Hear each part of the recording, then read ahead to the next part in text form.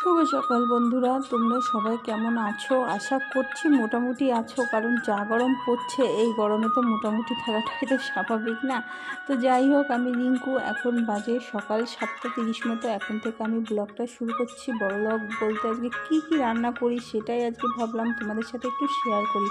আজকে একটা রেসিপি না, আজকে নিরামিষের দিন, শনিবার, অনেক কটা রেসিপি ভাবছি তোমাদের সাথে একটু ছোট্ট ছোট্ট করে শেয়ার করব। আর এখানে দেখো লাউ কেটে নিয়েছি। প্রথমে আলু ভাজা তো দেখালাম, তারপরে ভেন্ডি ভাজা। আলু ভাজাটা করেছি আমাদের দুই ছেলের জন্য, দুবেলা খাবে ওদের আর কি। নিরামিষ দিনে এরকম একটু আলু ভাজা, গোল গোল আলু ভাজা লাগবেই। এখানে ভেন্ডি ভাজা হচ্ছে, আর এখানে ছোলা ভাজা করে নিচ্ছি। আগে সেদ্ধ করে নিয়েছি, এটা আর কি বড়মশাই দোকানে নিয়ে যাবে, কারণ সকাল সকাল ভাত খেয়ে যায় তো দোকানে, আসে সেই 2টোর সময়, নালে না খিদে পেয়ে যায়। এবার সবসময় বিস্কুট এটা সেটা খাওয়া তো ভালো না, যেহেতু আমাদের রোজকারের ডিউটি এগুলো না, তাই কাজে তো রোজ যেতেই হবে। তার জন্য রোজ অল্প অল্প করে একটু ছোলা সেদ্ধ করে আগের দিন ভিজিয়ে রেখে পরের দিন সেদ্ধ করে, মাঝে মাঝে সেদ্ধও দিই, কখনো ভেজেও দিই। তারপরে এখানে হয়ে গেছে দেখো ভেন্ডি ভাজা। আর বন্ধুরা, একটা কথা, সবার ব্লগে কিন্তু দেখা হয়, ওয়াচ টাইমও হয়। দেখা বলতে কি, সবারই ধরো কাজকর্ম আছে, আমারও আছে, তোমারও আছে, সংসারের কাজকর্ম, রান্না বান্না, তারপরে বরমশাই কাজে গেলে তার খাবার রেডি করা, ছেলেদের স্কুল, সব কিছু নিয়েই কিন্তু আমাদের এই রান্নার রেসিপিগুলো আর কি ছোট ছোট করে করা না। এবার আমার বলো আর তোমার বলো, তার মধ্যেই সবার ভিডিও যতদূর পারি আর কি না দেখলেও চালিয়ে রাখা যায়, তারপরে একটা কমেন্টস করে দিই। কিন্তু সবসময় কিন্তু সব ব্লগগুলো দেখা হয় না, ওই চালিয়ে রাখতে হয়।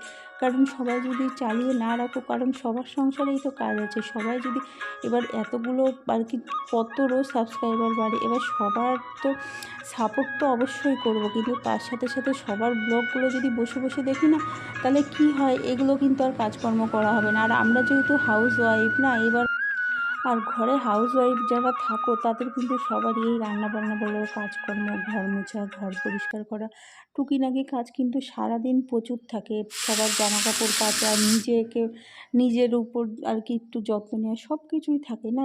এই করে কিন্তু ছোট্ট ছোট্ট রেসিপি আর কি শেয়ার করা হয়।